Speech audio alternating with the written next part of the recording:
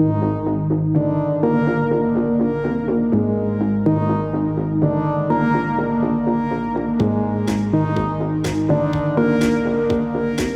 la mesa anterior hablamos de cáncer de pulmón también, pero lo moderó la doctora Lola Isla, y hablaron de cáncer de pulmón en estadios iniciales. A nosotros nos toca este debate y charlar aquí entre los cuatro de cáncer de pulmón, pero en este caso metastásico, y vamos a hablar de los nuevos desafíos y oportunidades en la era de la inmunoterapia, las terapias dirigidas y los biomarcadores, que estarán de acuerdo conmigo que en cáncer de pulmón ha sido un referente en el desarrollo tanto de la inmuno como de las terapias dirigidas, y los biomarcadores ha hecho que esta enfermedad nunca más sea solo una enfermedad, sino muchos subtipos de cáncer de pulmón. Como ya decía Ramón, pues bueno, contamos con tres panelistas que yo creo que no necesitan presentación porque son expertos tanto nacionales como internacionales. Los tres son líderes de opinión en cáncer de pulmón, son autores de los papers que en los últimos 20 años, me voy a quedar en 20 para no hablar de edad, pero que en los últimos 20 años han cambiado la manera de tratar el cáncer de pulmón, y son firmantes muchos de ellos de todos estos estudios. Así que muchísimas gracias y bienvenidos a los tres. Y vamos a comenzar hablando de cáncer pulmón metastásico. Comenzaremos con EGFR mutado, que creo que fue el primero que marcó la enfermedad dirigida en cáncer de pulmón. Y uno de los sueños que siempre teníamos en cáncer de pulmón EGFR, desde que comenzaron los ensayos, era encontrar el mejor tratamiento dirigido para esta población, pero tratando de eliminar el resto de las terapias, dejando solo la monoterapia. Y sin embargo, en los últimos 3 años nos encontramos que las combinaciones son el nuevo estándar de tratamiento, que han cambiado la manera, tanto en la guía en ASCO y en la guía europea, la manera de tratar esta enfermedad, y es el estándar probablemente para todos. Y mi pregunta es realmente consideran que está bien establecido como estándar para todos los pacientes, con la evidencia que tenemos de aumento de supervivencia, y cuál es el costo de tenerla como estándar para todos? Empezamos, si quieres, Requilla. Yo creo que la combinación es el tratamiento estándar en casi todos los pacientes, ¿no? Tenemos 2 estudios claros que hay aumento de la supervivencia, ¿no? De más de 10, de 12 meses. Quiere decir que estamos hablando de una magnitud relevante, ¿no? Evidentemente, tenemos que tener en cuenta la toxicidad y manejar esta toxicidad, pero realmente sí que pienso, ¿no? Quizá algún paciente que todavía considero para monoterapia sería un paciente a lo mejor oligometastásico, que puedo tratar también de forma radical con radioterapia de entrada, ¿no? Que cada vez tenemos también quizá más evidencia, ¿no? Que el tratamiento de radioterapia de consolidación puede tener o puede mejorar la supervivencia, ¿no? De los pacientes, pero globalmente yo sí que pienso que la combinación es el tratamiento. Otra cosa es cuál de las 2 combinaciones, ¿no? Que quizás sí que aquí el intentar seleccionar una u otra es más difícil. Lo dejaremos para después, entonces. No sé, Luis, si quieres por aquí tú. Sí, la verdad es que en general en cáncer, que es una enfermedad compleja, salvo los tumores muy sencillos, en general los tratamos con combinaciones, ¿no? O sea que tuvimos algún día algo de ilusión por tener enfermedades controladas con una sola terapia, lo cual es un poco contraintuitivo en enfermedades tan complejas, con tantas aberraciones moleculares, pues que solo con la inhibición de una vía de señalización, por muy central que sea al problema, no nos lo resuelve. Y esto, es bastante... En el fondo, nosotros nunca hemos quitado la quimioterapia, por decir algo de encima. Lo que hacíamos es que dábamos primero un inhibidor de tirosina quinasa y luego hacíamos quimioterapia. Siempre al paciente le decimos que esto de que la quimioterapia es parte del tratamiento todavía de la mayor parte de nuestros pacientes, no necesariamente el inicial, pero sí que es el mejor. Ahora con estos estudios hemos visto que la combinación es el tratamiento de elección con quimio o con amivantamab en el otro caso, en el caso de las mutaciones EGFR. Yo creo que probablemente esto sea aplicable a otros contextos de otras enfermedades, ¿no? De hecho, es muy posible que la quimioterapia ayude bastante a las enfermedades que con un inhibidor de tirosina quinasa tienen un tiempo a la progresión de 20 meses, y es probable que le ayuden más a los que tienen 50 meses. de tiempo a la progresión, o 65. ¿Se te refiere a los de buen pronóstico? O sea, a los de mejor pronóstico. De hecho, en la enfermedad EGFR se benefician con igual magnitud de beneficio los de buen pronóstico que los de mal pronóstico. A mí no me parece que sea una buena idea diferenciarlos por el pronóstico. De hecho, el beneficio en números absolutos es mucho mejor, mucho mayor para los de buen pronóstico, porque tienen buen pronóstico, ¿no? Bueno, me gustaría que hiciéramos un estudio, pues que a veces más de estudiar la secuencia, etcétera. Esto la mayor parte de las veces es imposible, porque en general la industria, como es lógico, hace sus estudios para probar fármacos y no tanto para mirar la secuencia, y esto es un poco difícil. En definitiva, por resumen así, que me ha liado mucho, yo creo que la combinación es el tratamiento estándar y que es lo que utilizaremos en la mayor parte de los pacientes. Si el paciente no lo quiere, me parece aceptable, que no quiera la toxicidad de inicio, etcétera. Es importante que entienda que probablemente amivantamab y quimioterapia van a ser parte del tratamiento en otro momento de la enfermedad y que a lo mejor no tienen el mismo efecto. Esa es la pregunta que tenemos que resolver en otro momento, pero que por ahora es lo que parece. Poco más que añadir, yo estoy totalmente de acuerdo. Yo creo que lo más importante es que el GFR, que como bien has dicho, Delvis, nos congratuló tener una terapia dirigida, una nueva enfermedad cuando apareció aquí en 2004, pero realmente estábamos un poco estancados en estos 3 años de supervivencia. A día de hoy, como apuntaba Enriqueta, pues las combinaciones aportan prácticamente un año más, con lo cual es un hecho muy significativo. Lo que sí que es verdad que lo que yo veo que totalmente de acuerdo en el sentido que cualquier paciente hoy en día el estándar debería ser una combinación. A mí lo único, y estoy de acuerdo en lo que ha dicho Luis, que al final estos pacientes van a tener que recibir el paquete completo.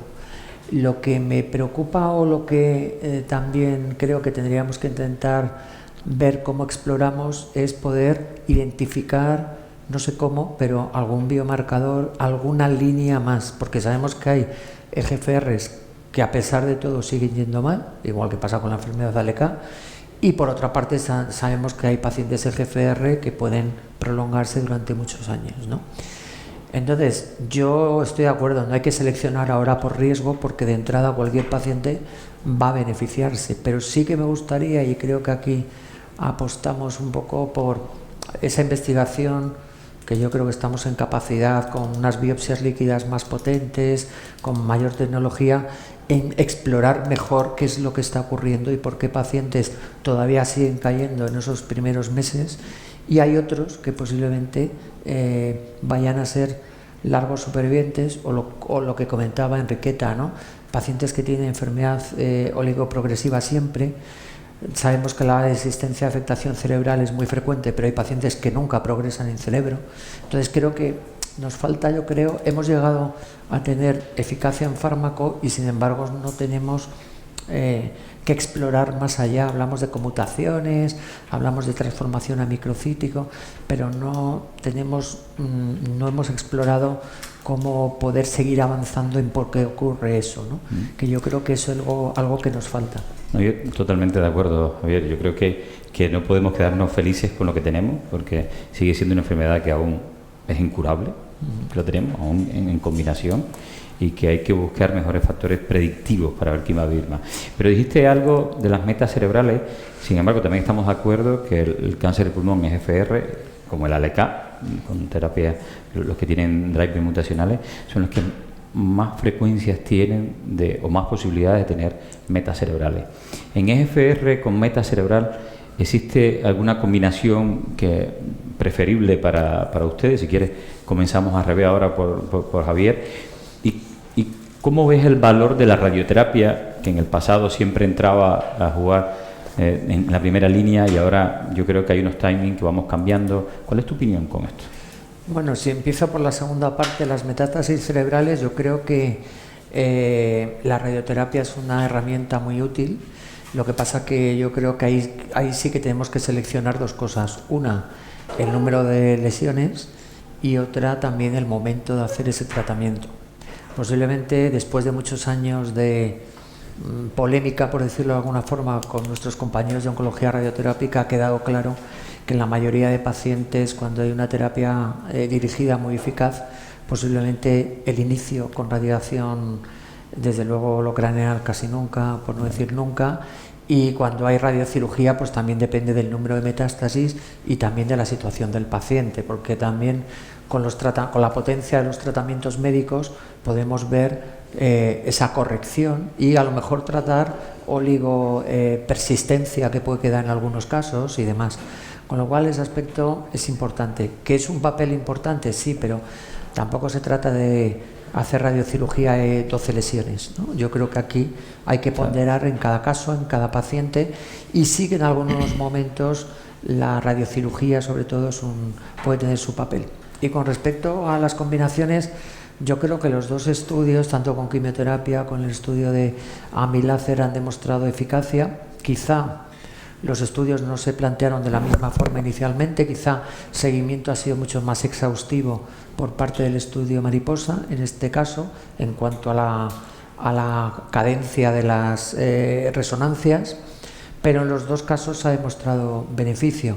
Inicialmente, por lo que comentaba Luis, a lo mejor también se planteó ese beneficio en el FLAURA2 como es que con los que tienen afectación cerebral sí o sí hay que dar quimioterapia, y yo creo que es al revés. Yo creo que al final en los que tienen afectación cerebral, pues de nuevo las combinaciones van a ser mejor que, desde luego, aquí sí que no hay ninguna duda que la monoterapia. Aquí sí que creo que la selección antes era como a los que sí que había que dar, y yo creo que ahora claramente estos pacientes sí o sí tienen que hacer una combinación, pero ya hemos perdido ese poder de la selección.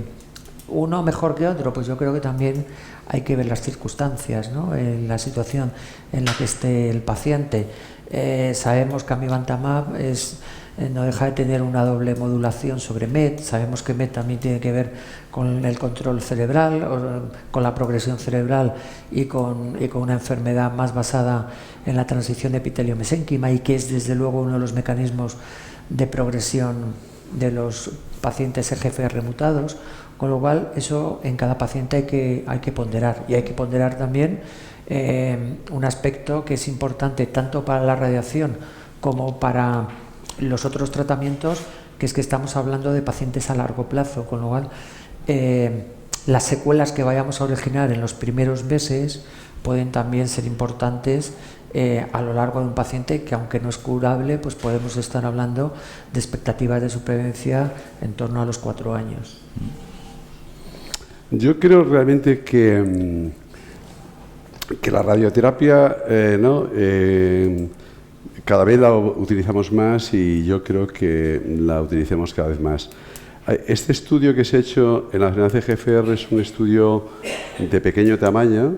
La magnitud del beneficio yo creo que es considerable, similar a la que ofrece amivantamab o quimio, más o menos, pero es un estudio pequeño. Entonces, bueno, está bien verlo. A mí me ha llamado la atención que tenga el mismo beneficio en los pacientes que tienen 2 metástasis que en los que tienen 8. O sea, básicamente más y menos de 3. Y bueno, yo creo que Javier aludía un poco a ello. La verdad es que eso es lo que sugiere el estudio, aunque el número de pacientes es pequeño. Creo que eso estaría bueno que lo rematáramos. Sobre todo me parece contraintuitivo, si os fijáis el estudio Laura, que es en estadio 3, cuando uno se ve los resultados de ese estudio, uno duda de si la quimio y radio vale para algo en esos pacientes. Total. Y entonces ahora tenemos unos resultados totalmente opuestos, y es que en los pacientes con estadios 4 abiertos, pacientes con muchas metástasis parecen beneficiarse. O sea que creo que es algo que tenemos que seguir estudiando un poco con más robustez, ¿no? para tener datos más definitivos. Pero bueno, al menos desde luego a los pacientes de estadios precoces con menos oligometastáticos, a mí me parece una buena idea, y a lo mejor en el futuro también lo haremos en los polimetastáticos. Respecto a las combinaciones, a día de hoy es difícil. Es una pena que no hayamos estudiado como factores predictivos relacionados con el tipo de tratamiento. Hay por ahí un paper hace 3 años en Nature que estudia aberraciones genómicas que predicen el desarrollo de variación en el número de copias de genes al tiempo de la progresión. Y en concreto, esto es lo que pasa en esta enfermedad. Cuando la enfermedad progresa a EGFR, a un inhibidor de EGFR, un número sustancial progresa con amplificación de MET y otro con aberraciones de EGFR que incluye a veces amplificación de EGFR. Por lo cual me parece que no debería ser, que sería posible o plausible buscar un biomarcador basado en el perfil genómico inicial, predecir cuáles van a amplificar EGFR o MET. Y esos serían grandes candidatos para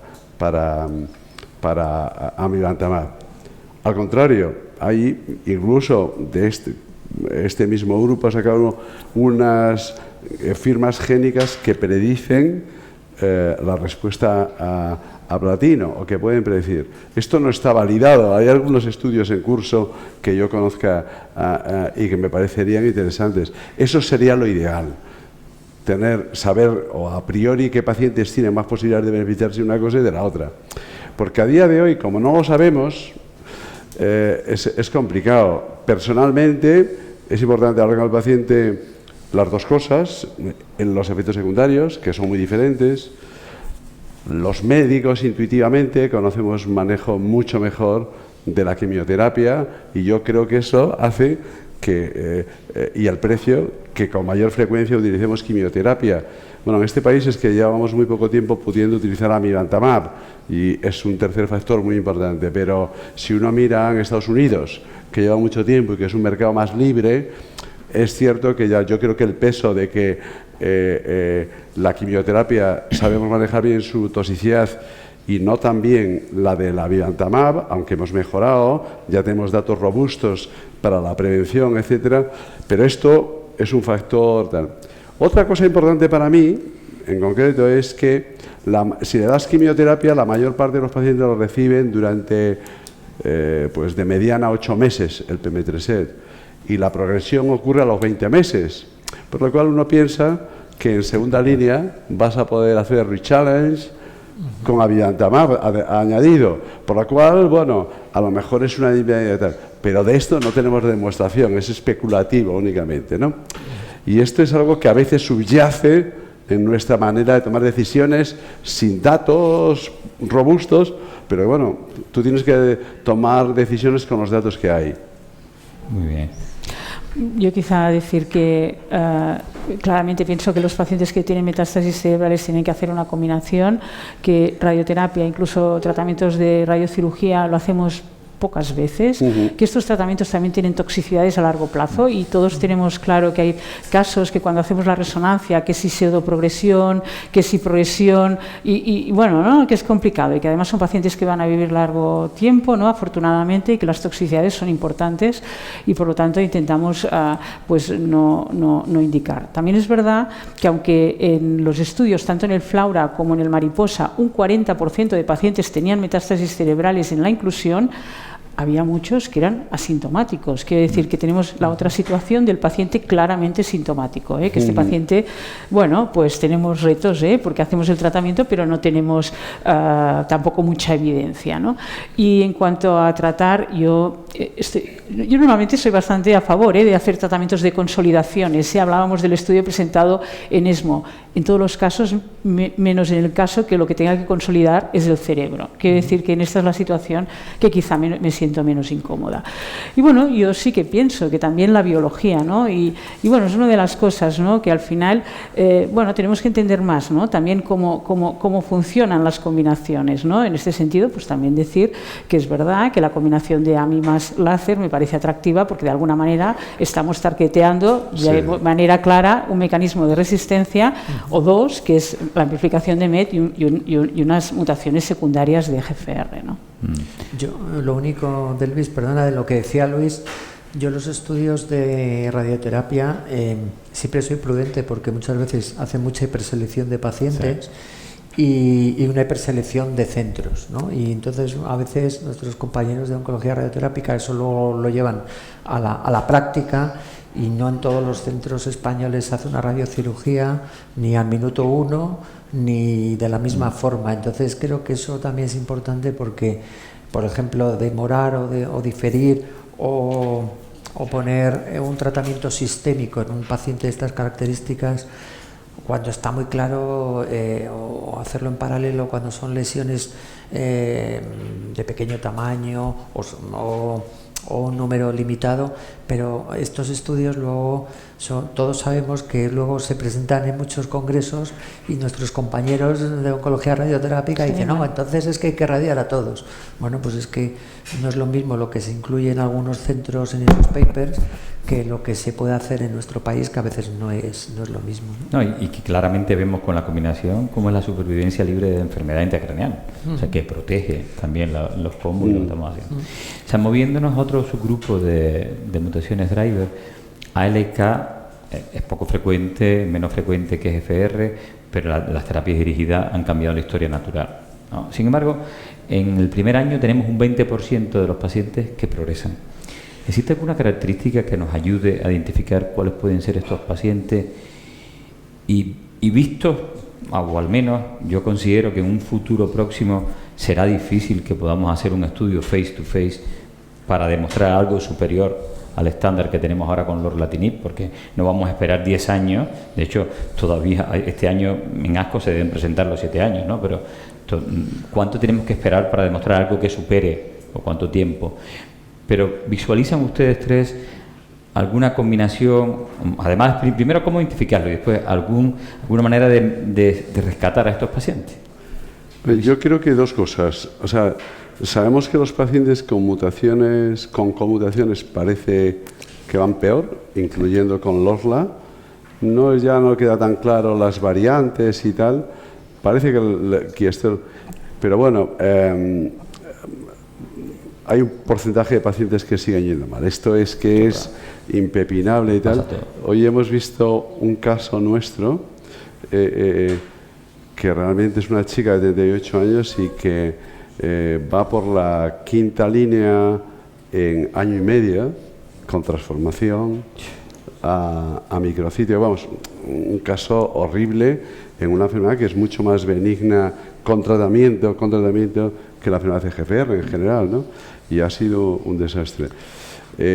Bueno, quizás algo muy importante es que, curiosamente, las enfermedades que tienes un buen resultado con ellas con un tratamiento, como es esta ALK, que supera el 60% de los pacientes libres de progresión a los 5 años, es muy difícil avanzar, porque a ver quién hace un estudio en ese contexto clínico.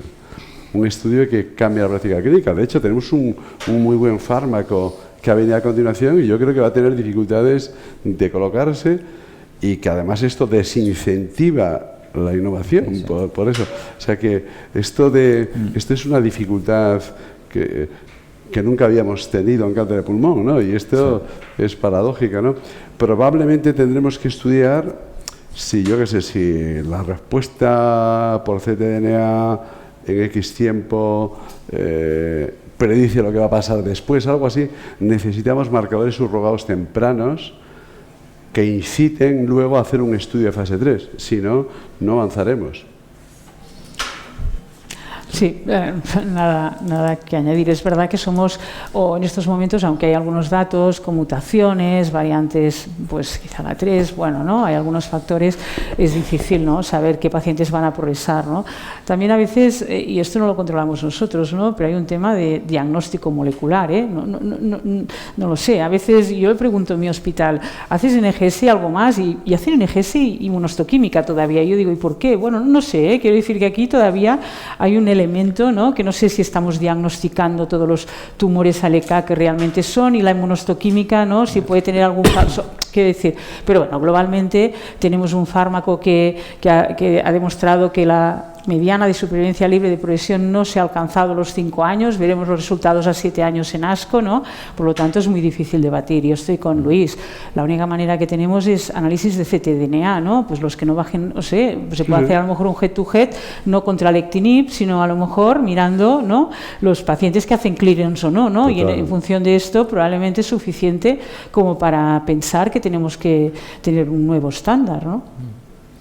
Bueno, yo totalmente de acuerdo con Enrique, con Luis. Quizá el primer punto es que a nivel molecular el evento de reordenamiento supone una diferencia clarísima, ¿no? O sea, es más fácil, los inhibidores tirosina quinasa actúan mucho mejor en genes reordenados que no o en proteínas resultado de reordenamientos que no en mutaciones. Y esto lo vemos, pues no solo es ALK, tenemos ROS1 que claramente nos está llegando, teníamos Crizo, pero entrectinib llegó ahí, ahora tenemos Repo y taletrectinib encima, con muy buenos resultados, posiblemente va a ser otro gran avance, Red, en TRAC. O sea, yo creo que los reordenamientos, y otro mensaje también es importante, que a veces la expresión de PDL1 en estos pacientes se salta un poco en lo que decía Enriqueta, y sobre todo estos suelen ser más, sobre todo sin hábito tabáquico o con nulo o con pequeño y con gente joven,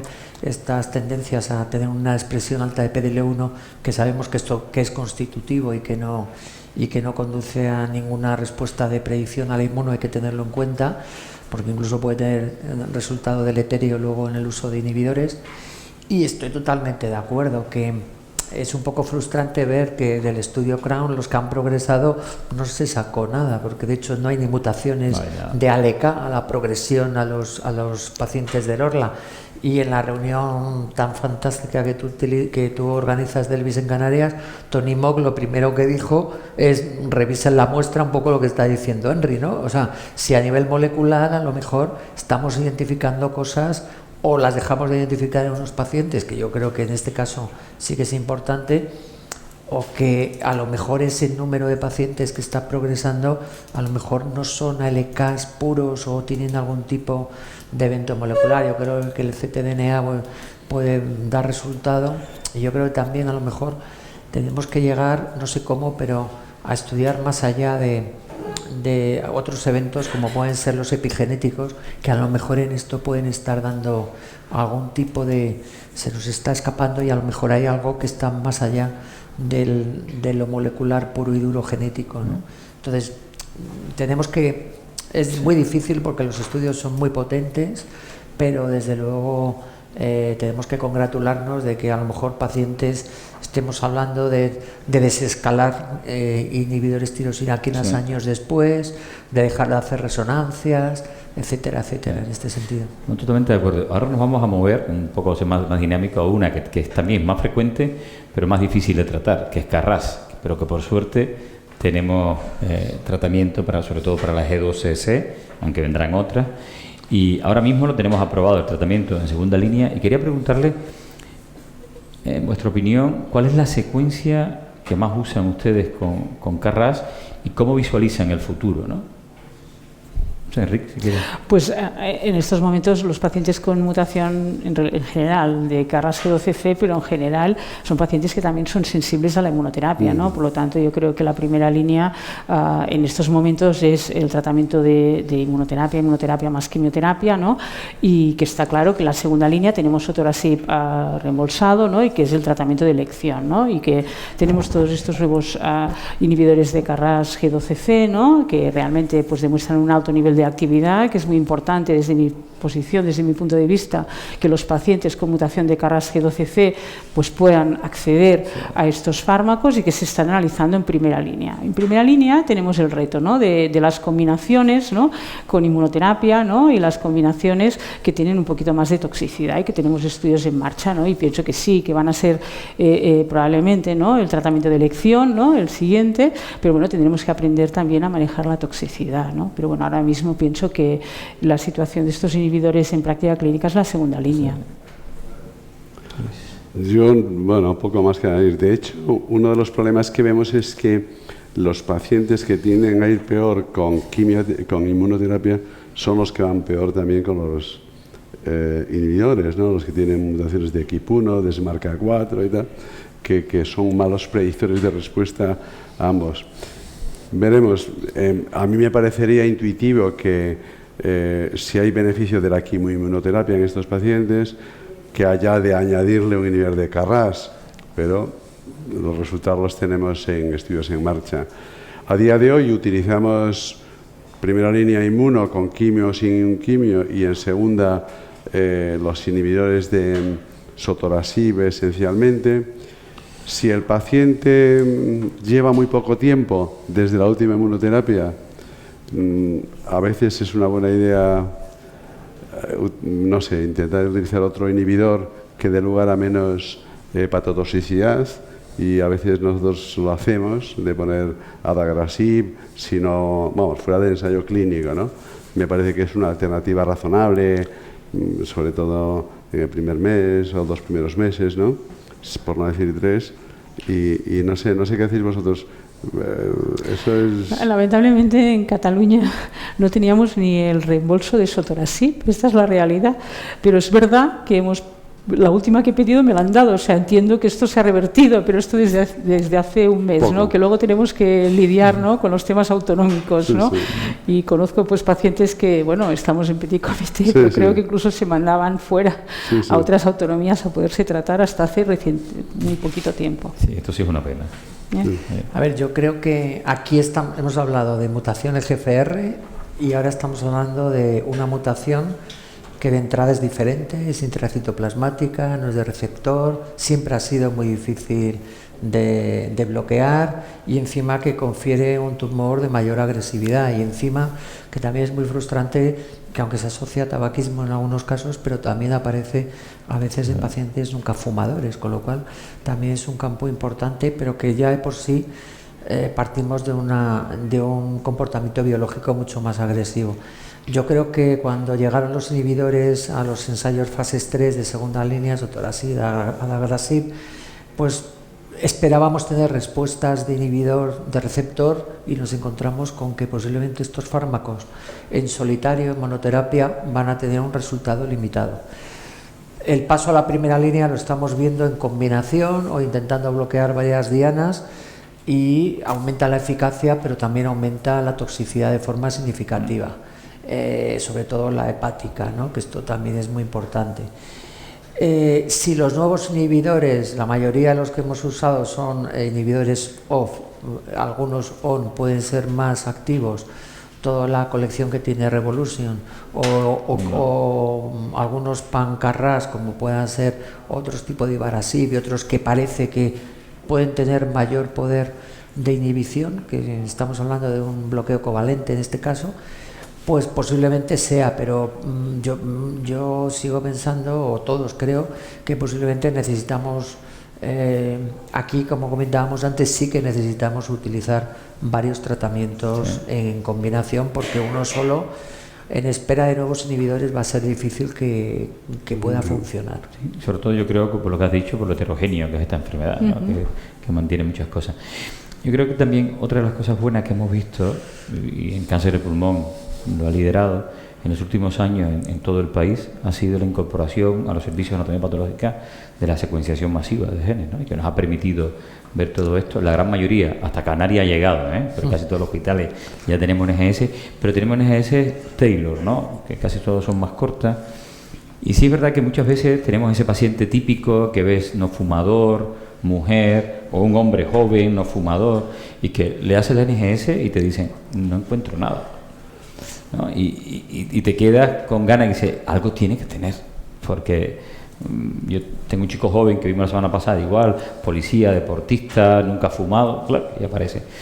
¿Qué valor ven ustedes a las NGS más amplias, las grandes, y a la biopsia líquida en estos pacientes que te quedas que te falta hacerle algo, ¿no?, buscar algo?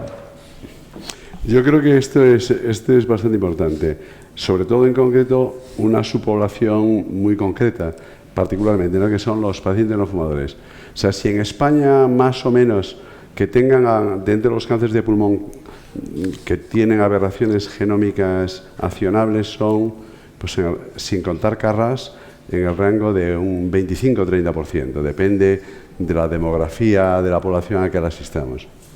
Pero dentro de los no fumadores, esto aumenta a un 75%.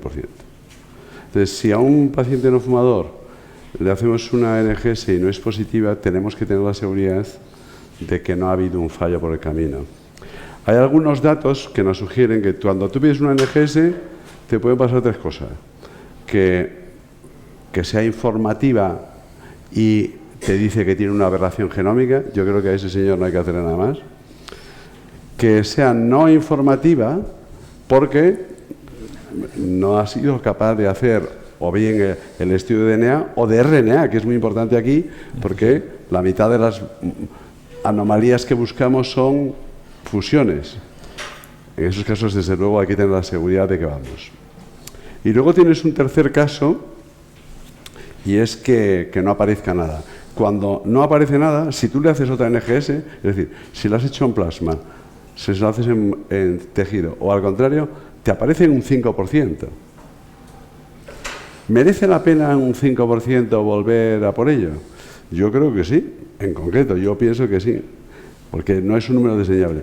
Y en los que no ha sido informativa, en el 30%, si lo haces con la otra tecnología, en sangre y tal, merece la pena.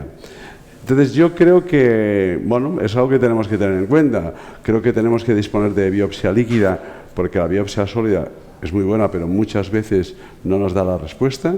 Desde luego, un 20-25% de los casos no tenemos resultados informativos de una biopsia sólida en cáncer de pulmón, y esto lo tenemos que tener. Y ya en los pacientes que es más probable que tengan aberraciones, como son los no fumadores, en esto me parece casi obligado. Aquí aumenta un 15% los casos que una biopsia informativa, una NGS informativa, que no detecta nada, se repite, está básicamente en el rango de un 15%. Estos números, que yo os he dicho con mucha seguridad, son basados de estudios no aleatorizados, no robustos. Lo digo cogidos de aquí y de allá porque... Tiene su valor. O sea que, bueno, pero tampoco quiero dar una falsa seguridad. A ver, yo creo que aquí hay varios aspectos a resaltar. Primero, como lo ha explicado Luis perfectamente, yo creo que los que estamos aquí tenemos claro que ante un paciente no fumador, joven, cuando se dan las dos cosas desde luego y cuando se dan una de las dos también, ante un resultado negativo, lo que recomendamos o lo que intentamos hacer es repetir. Yo en mi caso intento otra técnica alternativa, bien biopsia líquida, bien estudio gen a gen, que a veces también es una opción sin material. Porque la rentabilidad es muy alta. Alguien puede pensar, pero hombre, estás utilizando dos test, esto cuesta dinero, cuesta más dinero utilizar un tratamiento alternativo que no va a funcionar en estos pacientes, aparte del coste que supone humano del paciente que no le estás tratando adecuadamente.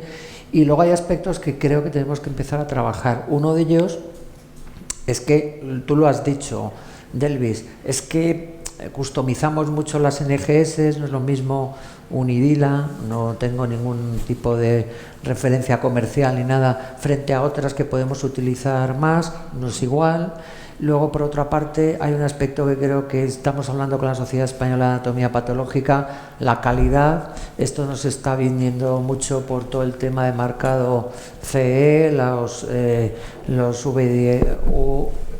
IVDR, los marcados CE, que muchos ensayos clínicos ya nos están obligando a que la parte de la secuenciación masiva tengan estos marcados de calidad, que creo que es fundamental, no solo por el ensayo clínico, sino porque esto demuestra que también los test tienen que tener una preanalítica, una analítica y una posterior información adecuada. Y algo que también se ha dicho, que a veces la NGS es muy buena, pero a veces hay que recurrir a tratamientos alternativos, y tampoco podemos caer en el monopolio, con todos los respetos y de nuevo sin ser peyorativo con nadie, de las NGS. Es decir, muchas NGS es una caja cerrada que te da un informe que no puedes explorar desde el punto de vista bioinformático, y todos estos aspectos creo que tenemos que valorar en este sentido. Y hay veces, a nosotros alguna vez que nos ha pasado, cuando hemos cambiado de una potencial NGS negativa a una biopsia líquida, también de nuevo de calidad, o a un estudio gen a gen, pues te has encontrado con un caso positivo, y esto cambia desde luego la vida del paciente. Sí, un poquito.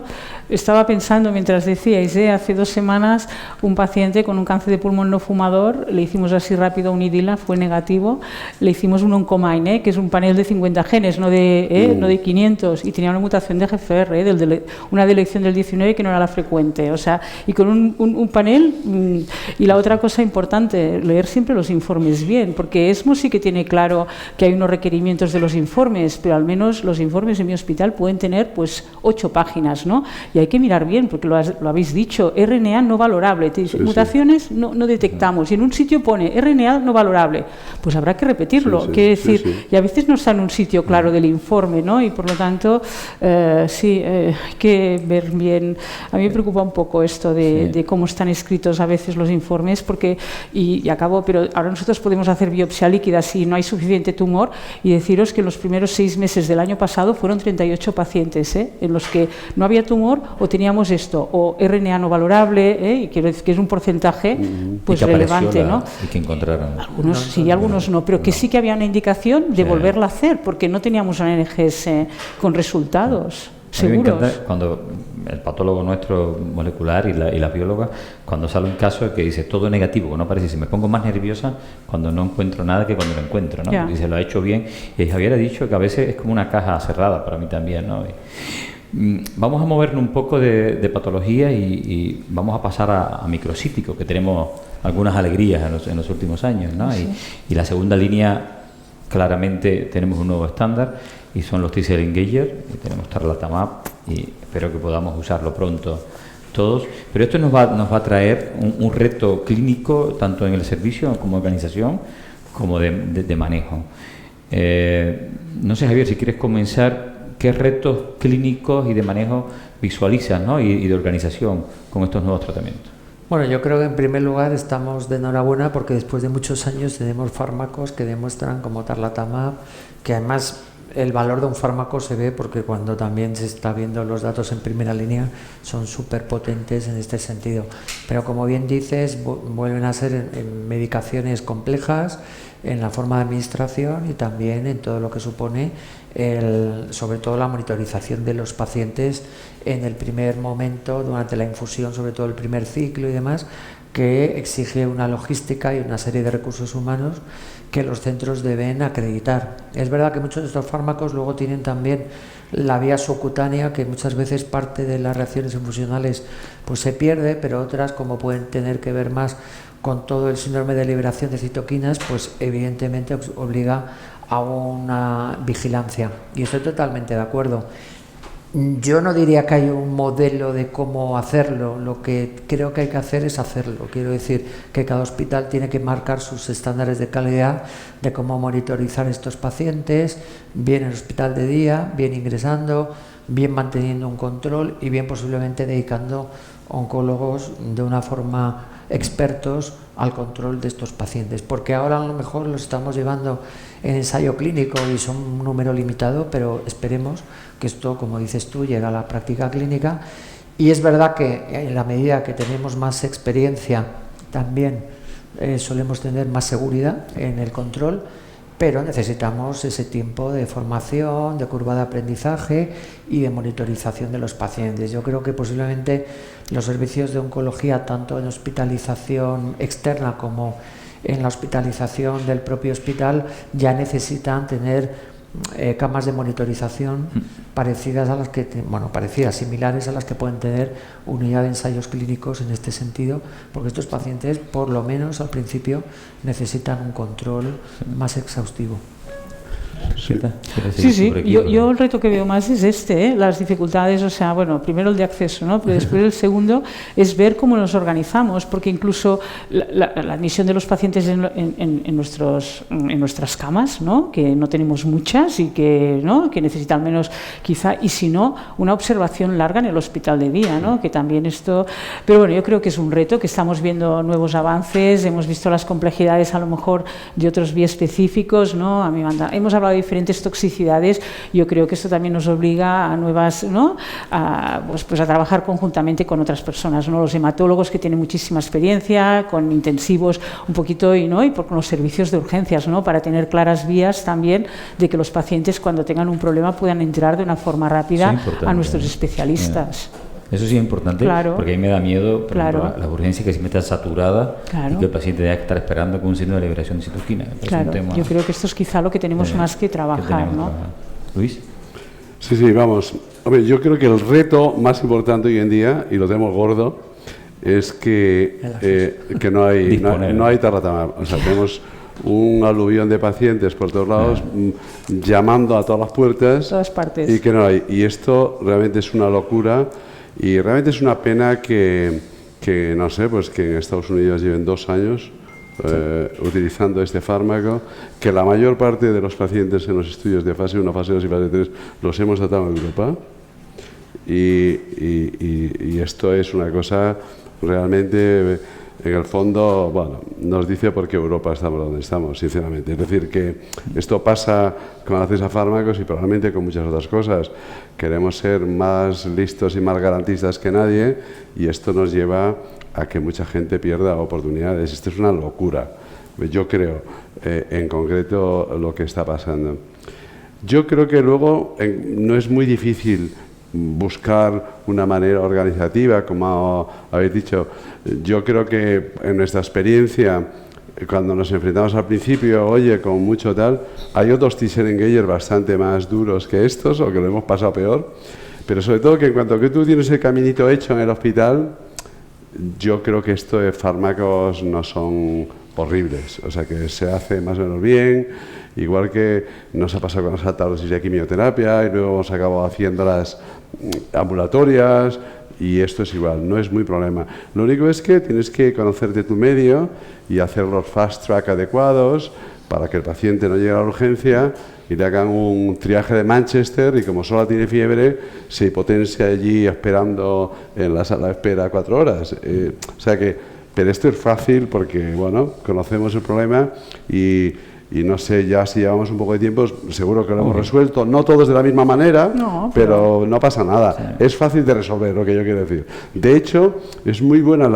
la gráfica esta del estudio de fase 3, que si tú ves, es mucho más tóxico para el paciente la quimioterapia que el tarlatamab, como globalmente.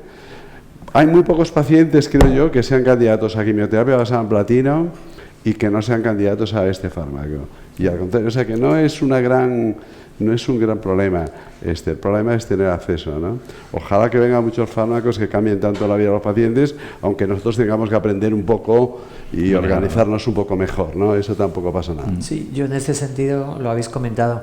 Hace poco en mi hospital hubo una reunión organizada por intensivos donde hablaba con oncólogos, hematólogos, otras especialidades, que hay un cambio claro de la atención oncológica que yo creo que es muy importante. Estamos en otra liga, yo creo, en este sentido, y de hecho los intensivistas ya admiten a nuestros pacientes, entienden que estos pacientes tienen que estar y demás. Y en cuanto al acceso, pues sí, yo desde mi posición de presidente de SEOM, pues os puedo decir que el martes estuve en una reunión de la Agencia Española del Medicamento. Entonces el nuevo reglamento europeo que empezó el año pasado, pero que todavía está evaluando pues la estimación de tiempo del CHMP europeo es de 420 días y de 270 en el Fast Track. Y esto es la parte europea, que si repetimos los picos, que son los informes europeos, los repetimos a nivel nacional, nos podemos seguir yendo a otro año más y demás. Entonces, es lo que comenta Luis, ¿no? Que Europa regula tanto. Es verdad que el sistema de atención sanitaria europeo posiblemente no es el americano en cuanto a ese sentido, pero si veis un poco el algoritmo, pues es una locura. Mortal. Entonces, ya que nos hemos metido en este campo político, que a mí me parece muy justo que se defienda porque es necesario, ¿qué opinión tienen? O sea, ahora mismo estamos viendo un grupo de fármacos que han sido aprobados sobre todo por la EMA, solo con desarrollo en pacientes asiáticos, y sabemos que hay características que no son iguales. Y no estoy diciendo que sean malos fármacos ni malos anticuerpos, muchos de ellos pueden ser activos, pero sabemos que hay diferencias entre las poblaciones. ¿Qué opinión, Luis, tienes de esto? Hombre, entiendo que hay medicamentos en los que las diferencias raciales afectan mucho al metabolismo, eso lo hemos visto, y al manejo, y el background genético no es el mismo. Cuando yo veo de manera consistente y en diferentes enfermedades que una cosa funciona, tiende a creerme que cuando el estudio global yo creo que va a funcionar. Pero bueno, es importante luego demostrarlo. Y no sé, el ejemplo de los bioespecíficos, los datos son bastante alentadores y bueno, habrá que repetirlo. No habrá que repetirlos 30 veces. Por ejemplo, no sé, esto lo hemos visto, yo qué sé, tislelizumab. Yo creo que ya no necesitamos más inhibidores de PD1 y PD1, desde luego, pero los datos que tiene, pues el beneficio sugiere que es parecido al que tienen pues, los otros inhibidores. Tienen 3 enfermedades, en hepatocarcinoma, en pulmón en segunda línea y en gastroesofágico, que el 25% de los pacientes en cada estudio son asiáticos y la magnitud del beneficio es la misma. Yo qué sé, a mí me parece que eso, yo ya no le pediría que en cada enfermedad haya un estudio diferente, ¿no? Creo que está bien, a lo mejor con los bioespecíficos, en los primeros estudios, verlo, pero yo creo que va a ser positivo. Yo no me creo que un estudio con esa magnitud de beneficio sea negativo, salvo que nos han engañado de todo, que la raza... Yo creo que van a ser positivos, la verdad. Totalmente de acuerdo. Yo me parece que, bueno, claro, los estudios no tendrían que ser más globales. Es verdad que puede haber diferencias de toxicidad, ¿no?, por el metabolismo, pero tampoco hemos visto diferencias de respuesta o supervivencia entre estudios que se hayan hecho. Por lo tanto, bueno, yo creo que hay que ser un poco ágil y no repetir y repetir y repetir cuando ya, no sé, tenemos varios fármacos aprobados en una situación. Perfecto. Y yo creo que además en el modelo de diseño de los nuevos fármacos y más de todas estas inmunoterapias, donde en muchas ocasiones no solo medimos la magnitud de la respuesta, sino el control de la enfermedad y demás, pues yo creo que aquí cada vez irán entrando o deberían ir entrando nuevos modelos, en muchos casos basados también en toda esta manida de inteligencia artificial, pero que realmente en esto sí que puede ser útil, porque yo creo que el análisis masivo de datos, brazos control de comparación, no necesitamos reproducir en fases 3 de miles de pacientes, lo que a lo mejor puedes, mediante estudios de análisis masivo, puedes obtener, ¿no? E incluso yo creo que en este sentido van a cambiar los ensayos. Y algo que también hemos comentado a nivel de las evaluaciones nacionales y europeas, que posiblemente estamos hablando de escenarios diferentes. No en todo podemos tener fases 3, no en todo podemos hacer un face-to-face en muchas cosas, y que tendremos que empezar a utilizar herramientas que nos permitan ser mucho más ágiles en esas evaluaciones y en esos estudios. Yo estoy de acuerdo con los tres. Lo que me llama la atención, que creo que a veces la EMA debería tener un rasero igual para todo.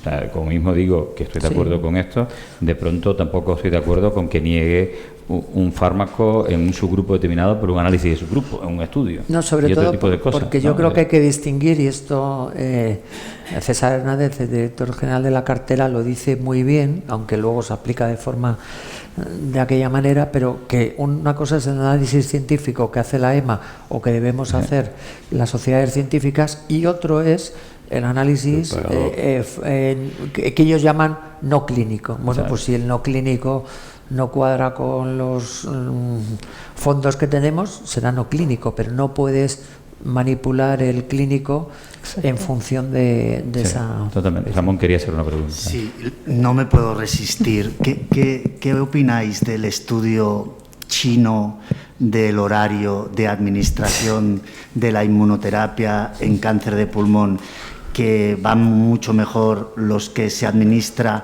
la inmunoterapia con anticuerpos que tienen vidas medias de días, antes de las 3 de la tarde? Yo creo que ese es un estudio que el problema no es que sea chino. El problema es que, bueno, parece que ahora ha surgido que hay cierto cuestionamiento acerca realmente de los horarios, ¿no? De cuando se administraba y tal, por lo que dice, y desde luego eso es obvio.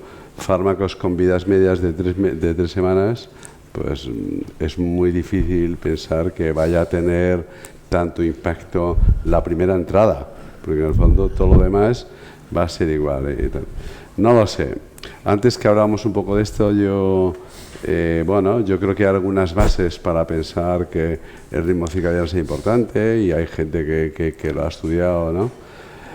Es difícil pensar que la interacción con un fármaco de tal vida media, y la realidad es que, aparte de estos datos de ensayos así preclínicos, no sé, comentábamos antes que el grupo de la cronoterapia y tal ha estado ahí 30 años y yo que, vamos, realmente no ha salido mucho adelante, ¿no?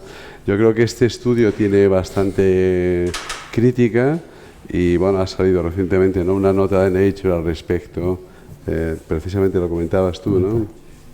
Sí.